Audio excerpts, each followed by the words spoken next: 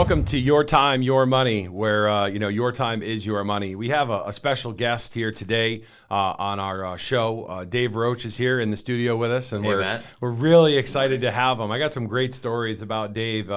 Really pushed me to the limit when I was young in the business. Yeah. And I got to be honest with you, I can't thank you enough. Yes, sir. For pushing me, because I didn't want to follow through. It was the summertime in 2014, man, and I just was like, I'm not sure if I can do it. That's right. But there's every branch that we have, I want our listeners to understand, has someone that gives us help and support. And that's why you're here every day, grinding and making sure everyone has the things they need. But I wanted you to be part of the show today so that you can kind of like zoom out on what a lot of people are stressing out about today. Sure. Which is, what do I do with my money as I enter the red zone into retirement, right? So we'll get right to it. Welcome to Your Time, Your Money, and let's get going. All right. Well, Matt, thank you. Good morning. So glad to have you a part of the office. Always a lot of fun doing what we do together. And focusing on the end user, the client, right? So just a lot of fun all the time. And I love the topic. It's a topic that I work on every day with folks. So we're going to have some fun today. I mean, I feel like we're trying to keep our segments to like consumable pieces where we're not running 50, 60 minutes. We want to get some content and we want to help people. That's really the end game, is we want to make people more knowledgeable. You arm people with knowledge, they can make educationally based decisions, you know? Right. So I want to know, like, the red zone in retirement. What is the red zone? Yeah. How close am I when I'm in the red zone? Yep. I mean, great NFL analogy. We're right smack in the beginning of the NFL football season, and, some teams are doing great, some not so good. Yep. But I think people need to know, what is the red zone, and how close do I need to be to feel that pressure? Yeah, sure. This is the most important part, right? I mean, after decades and decades and decades of learning one skill set, right? All of a sudden, the best way I could describe this is you have to almost forget all your prior skill sets about what you've done to accumulate money, right, and learn a whole new skill set. It's wild.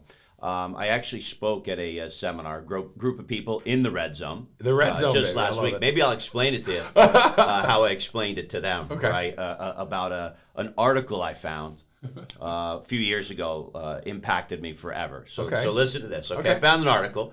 How to climb Mount Everest in 5 not so easy steps. You with me, Matt? Okay, I'm going with you. Okay, now, we're going to assume you haven't done this before. No, I barely got up a mountain in Vermont. I almost died on my way up. All right, so, dude, yes. So this article, let's focus on this article as it relates to the red zone. What do you think, 5 things that you need to do to be ready to climb Mount Everest? You obviously need preparation, right? Okay, you need to get ready. What do you need to get ready for? You're going up to high altitudes. Okay, right? So you need to do what? Train every day. You need to train. You're losing oxygen like you wouldn't believe on the way up. Okay, so number 1, bulk up. Okay, what else you need to do? You need to prepare. Right? You need to think about what the unexpected things that are going to happen. That's right? You're going to fall. You're going to slip. You might get hurt. That's right. You need a guide. You need a way up. You need to plan. By the way, it is really expensive too. So what else you need to do to get ready to climb? What else do I need to do to get ready to climb? I got to have the right equipment, right? I got to have sneakers, shoes, supplies. That's right. I mean, I'm going to tell you, it's a long list of supplies. This article will tell you exactly how long it is. By the way, what about this? You got to have money. Got to have money. Because it costs a lot of money. It got to have money, right? But the 5th one, everyone always forgets, right? The 5th one. I know it's coming. It is the last line in this article, and this is why it stuck with me as it relates to the red zone. Sure. And this article ended with, now all you have to do is get back down. Good luck. How do I get down? Good luck. Okay. And that's it. And, Matt, this is what the entire endeavor is about. And today's little session is about, right? Sure. We're so busy focusing on getting to the red zone. In other words, getting up the mountain. I have so much. I've accumulated. I want to accumulate, right? Pile it up, right? Yeah. And we just focus on putting it all in one big pile. And we forget, just like climbing Everest, we forget that the harder part is what? Getting down. The way down. Yep. The way down. Matt, so the red zone, it's about getting ready for that, realizing I'm just right about at the end. Right. I can't make any mistakes at this point. But by the way, I got to get back down too.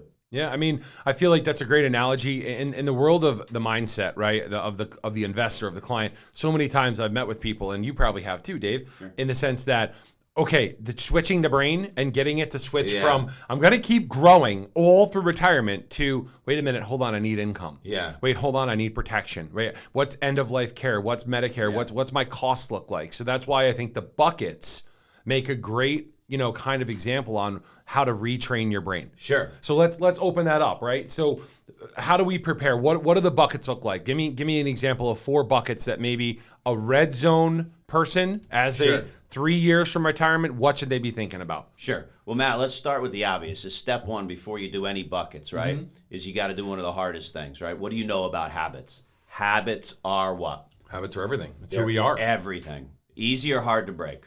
Extremely hard. Okay. And this is what our listeners are facing. If they're in the red zone, this is what our clients face if they're in the red zone, is they got to first come to grips with the fact that I need a habit change. Okay. And that habit change, what would you say? Like a good saver, somebody really prudent, they probably started putting away money when? How old? 20 years old, 23 years old, right? I'm thinking 18, 20, 23. Heck, if you're listening or we meet you and you're at a late start, maybe it's 30 or 40. Even if you had a late start, that means you've been doing it one way for how long when we find you in the red zone? Right. 20, 25 years. 30, 40, maybe longer years doing the same habit, which is what? Take a little bit, put it away, put it away, put it away, put it away. It'll be there later. It'll be there later. Guess what? What you're talking about, Matt, is it's later. We're there. Later came. How about that? I can't believe that later actually came, right? So here we are. And now we have to break habit. Sure. Right? We have to be willing to relook at this thing through a completely different lens. And instead of seeing it as one pile, which is really what accumulation is, right? Stack, stack, stack, one pile. It doesn't matter what it looks, just pile it all up.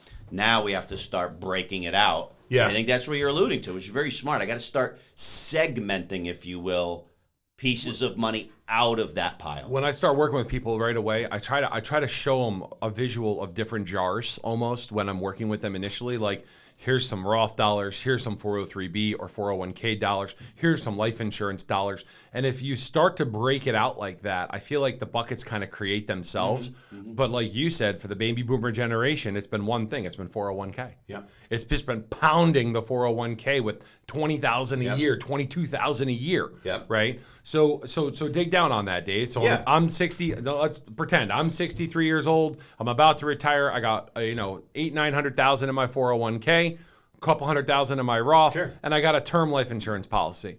I'm about to enter. I'm almost out of the red zone. I'm almost done. What do I do? What am I thinking? Yeah, I mean, if you're a typical client, I mean, a lot of us have, as you said, a pile of money. You said dig down on it, which I thought was funny because I do picture this sometimes, right? We're just taking a scoop, right? A shovel full of our retirement savings, right? Yeah. And if I were to ask you though, most clients, where do you take the scoop from that pile? Right. It's tough. It's not allocated any further. Yeah. Right? So a lot of times I look at it this way. I look at it like the idea or analogy of a really well-trained army or a really well-trained team, Matt. I mean, you mentioned the red zone. So maybe we'll go with the team, right? The team approach. We'll go with the football team. It is the beginning of football season. and we'll look at it this way, right? And that is that each player on the field has a really distinct role. Am I right? Mm-hmm. And they do your job. And the Belichick special. Do your job. To be really successful, they all have to execute what they do really well, right? If they're going to be successful. Now, before the game starts, they know their role. Sure. During the game, they know. After, they should continue. Then practice the role. They don't do other people's roles, right? Mm-hmm. Other people do that. So I tell clients, look at your pile of money like this. Yeah. Okay? Do the dollars know what their role is? Or are they just an untrained pile of money? Just sitting there. They don't know when they'll be used. They don't know why. They don't know when. Mm-hmm. They're just a pile of dollars sitting around. And that's the starting point, Matt, for most. I feel like you're making a great analogy. And the truth is that the habits piece is always really tough. And that's where, when you have the habits conversation with anybody, trying to change someone's habits is literally like trying to bend gravity, right, to your will. It's tough. It's tough. So I think you do that by just setting a progression and laying out the expectations, which it goes back to teaching and it goes back to education. If you can teach somebody that, okay, the thought that you have is great, it's a wonderful thought, but there might be a better one. Sure. There might be a more inclusive thought where we can do just more with your dollars and give you more structure, right? Yeah. So, I think it's important that we lay that out, but right now it's our point in the show where we do our community spotlight. Great. So we're going to get it excited and pumped up in here. I think that we got our little blinking sign here, Yes, and it's, Bellinopoli Bakery is a fantastic place to go. They're right in the local community.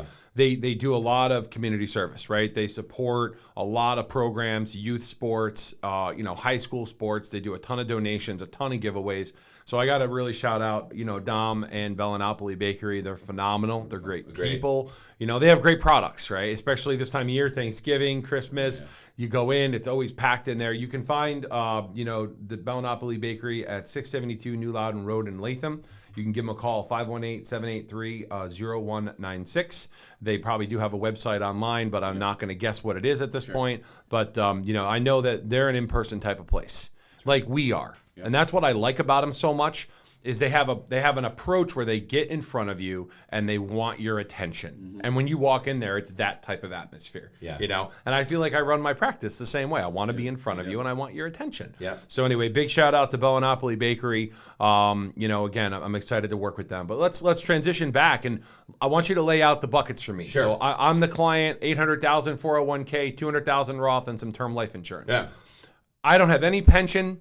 I have no income. All I have is Social Security. How are you breaking my buckets out? Right, sure. Well, for everybody, as you know, it's going to be different. You do this really, really well. I mean, one of the best things great advisors do is it's all custom. But sure. but I'm going to give you a flyover if that's okay. Okay. So what you're talking about is at a point in time now where I'm going to, let's say, take the advice to change my thinking, change my habit. Sure. And say I'm going to deconstruct this pile of money a bit, and I'm going to start spreading it out. Okay. So you're right? Picture a series of buckets. And here's the reason, right, you want to do this, is are our clients going to use all that money the first day of retirement? Early on in my career, an old advisor, Ted Davis, said if you plan perfectly for someone, on the day of their death, they have $1 left, right? So It's like, odds are they're not going to need all the money on the first day, and they won't need all the money on the last day, but they'll need it through the course of their retirement, right? Okay, so... All right, so I agree with you completely. They're not going to use all the money on the first day. Probably not. They're not going to save it all for the last. Okay, so it's somewhere in between. Right. And this gives us the ability, when you brought up buckets, okay, to be able to give these dollars their job, if you will. Right. They have their role. Job. Okay, so I'll tell you, role number one, right, is typically you're going to be used in 1 to 5 years. Right away. So you're going to tell some dollars. Your job is this. It's not to pretend to be super growth orientated for the long term. It's not to do something else. Your job is to do this. And then we look at the next dollars. Sure. And say your job, right? And let's say 5 to 10 years, right? And then Matt, just keep following that through, right? Yeah. Now, once you have the job segmented, right, you can do some training then, can't you? Right? We know our timelines. Right, we know our timelines, right? Okay. So now that I have these dollars, let's say, that are in bucket 1 to 5 years, I probably want to tell those dollars that they're not allowed what? They can't go down. They can't go down. I can't lose money. I need them. So I got to give these short-term dollars some training, right? And I need them to be fixed and reliable, and they need to know that they're going to be called on soon. So they're going to be used for income. Yeah, I love it in the short term. Sure, because I need that. I need those dollars right away. But that's always the biggest hedge, right? For listeners out there, that's always going to be the biggest pushback. Is now I have to take those dollars, which I'm so used to growing year in and year out. I've contributed, and now I got to switch, and I got to take some of those dollars and scoop some out and put them in this bucket that they're not going to grow anymore. Yeah, Matt, but the key is some, right? And that's the beauty of bucketing, right? Got it. Is we also don't want to make the mistake of pulling it all into that first bucket, right? And saying I'm no longer in growth mode, because guess what? That's not true. Right. That's not true. You've got years. In fact, the average retiree might have what? 20, 30, 40 modern medicine, right? Modern medicine, people retire at 60, you might live to 90. That's right. Right? 93, 94. I mean, modern medicine's pushing people older and older. But this is where let's dial back to fear now. In the real world, we're living in a world where inflationary pressure, the economy is slowing down, people are fearful of recession, market's going down 25% year to date. Yeah. People are scrambling, right? Oh my God, what do I do? I've lost all this money. And I feel like that's been a big hedge when we start to make a recommendation or start to talk about what to do. Yeah. The first push is, well, you know what? We're going to wait until the market comes back. Right. That's usually the first conversation. Well, I don't want to change anything in my habits because the market has to go back to where it was. Right. Right. So, okay, right away you're like, oh, geez, well, that's going to be another year before we can have a conversation. Sure. Right. So how do you get over that as an investor? How do Yeah. you get past that point of like pain that you're going to have to deal with? Yeah, well, Matt, I mean, if you're out in the woods walking the wrong way and you know you're going the wrong way, do you say I'm just going to keep going the wrong way, right? Or do you say, look, I get it.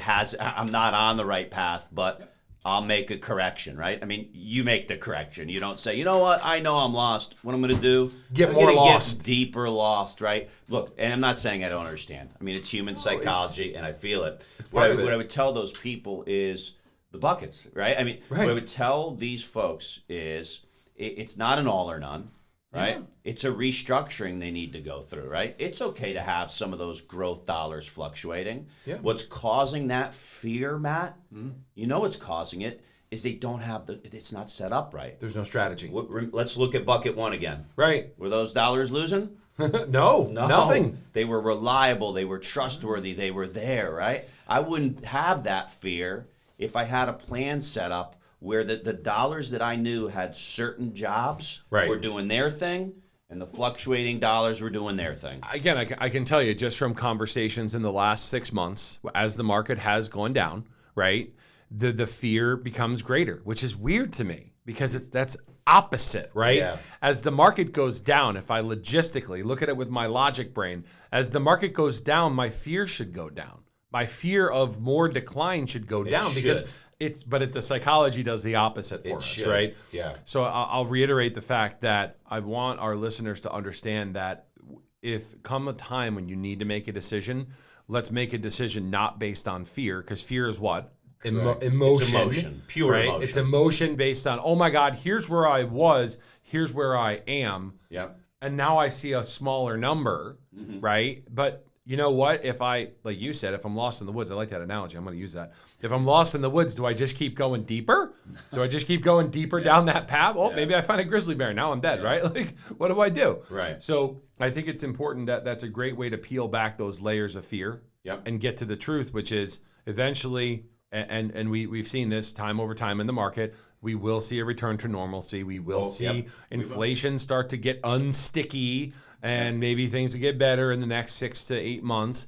But the question is when those things do happen, have you allocated correctly? Yeah, sure. Are you in the right buckets? Sure. Because if I do have 800,000 and I break it into 4 buckets for income, for conservative, for moderate, and for aggressive, let's say, because I know we've said buckets, but then what are they really? Like as our listeners, like what is a bucket, right? A bucket could be an income stream that we use an income annuity for. A bucket could be a very aggressive stock portfolio, right? A bucket could be a very alternative heavy REIT portfolio that drives income and dividends, right? So when we say buckets, they're actually an investment tool that we can take out of the toolbox. And I do like the... you can name them. I mean, I would recommend the listeners name it. So instead of call it bucket one to help them understand. Income annuity one, right? You could call it income one. You could call it my fixed instrument number one. You could do it by your age even. I mean, I tell people, says, look, we'll name this in your online account. Right. We'll name it income bucket 62 to 67. We're gonna name this one 87 to 97. Right. Or the healthcare one, right? Like you do a healthcare bucket. Yep. So I mean, at the end of the day, all the shows that we do, we have this overlying theme, which is consistency, wealth transfer, tax efficiency, right? So the buckets, imagine a world where there are 5 buckets, and then the umbrella over the bucket is the trust. Yeah. Right? And now if something happens, all the buckets pass to the next generation tax efficient. Yeah. Matt, I'll share why people don't do that well, is because without the bucket strategy and the confidence that the buckets are filled, they're once again hesitant to go do the other planning that they know they should be doing. We know we need to take care of the healthcare. We know we need the life. I want to go one deeper. They got to take care of the other needs. Let's say the buckets are set up. Let's say we have 4 buckets, right? Yeah. And the buckets are set up across a timeline, but the market and let's just use these papers just as a demonstration, right? Let's say we set up the bucket, and this is our conservative bucket, this is our income, this is our conservative, this is our moderate, and this is our aggressive bucket, right? And the market from now until next year explodes, goes up, goes crazy, inflation goes away. when we set the bucket strategy up, it doesn't stay static. It's dynamic. Right. We can take dollars from here if we do extremely well and put them where? Over here. Good. We can move. The buckets are interchangeable. We can move dollars and they can flow over. But at the end of the day, I mean, I want to like pretend like these are water. I mean, I think it would have been a great demo if we had like spilling water all over, like right. But like these buckets pour into each other, right? And then when they overflow, they spill where? Down to the next generation. Yep. So I feel like it's important as listeners start to conceptualize what we're trying to do. It's not only creating a plan, but it's also creating a way in which we can be successful, even if the market's down. Right. Because, oh my God, the market's down. Well, these two buckets haven't felt any fluctuation. Sure. These have felt a ton. Oppositely, when the market goes up, these are doing great. These haven't moved at all. Yep. And that's where the questions, hey, why haven't these moved, but these are doing great? Well, let's look at the portfolio. Let's look why. Yeah. So anyways, listen, I wanted to make sure we talked about it. Yep. I'm happy that you came onto the show today. You know, I'll give Dave another major shout out. You know, for all the people out there that are starting off in this industry, you want to have someone that's in your corner. And I don't think I've ever met anybody as good as you at doing that. Yeah. You support us. You listen to our ideas. You help us execute them. This room wouldn't be here without you. Thank you. You know, because this room was a meeting room at one point. It was. And a year ago, you know, I had this thought of let's do a podcast room, and Mark created this just amazing space. I have no ability to design like this. Like I have the idea, not but so much here. The execution, right? It's okay. So. You know, for young professionals that are in this business, make sure you get someone that's got your back. Yep, and I can't thank you enough for being there for me personally when I was going through my hardest times in life, because it was difficult. Sure. As much as, you know, you don't take a compliment well because you're such a great guy. The truth is I was going through hell and you helped me through it. Yep. And that's why I'll run through brick walls for you, right? Appreciate it. You can find us at yourtimeyourmoney.net, the Esley Group. We're here to help. We're very excited. You can also give us a call, 800-222-3202, 43 British American Boulevard, Latham, New York. Very excited to have any new listeners call in, dial in. My goal, just so you know, is to do a live show. I want to do a live show. I know we can't get live comments, but I really think a live show would be great because, you know, you can pivot, you can talk about things that are important to people. We'll get there. The Esley Group, we're excited. Your time, your money. See you soon.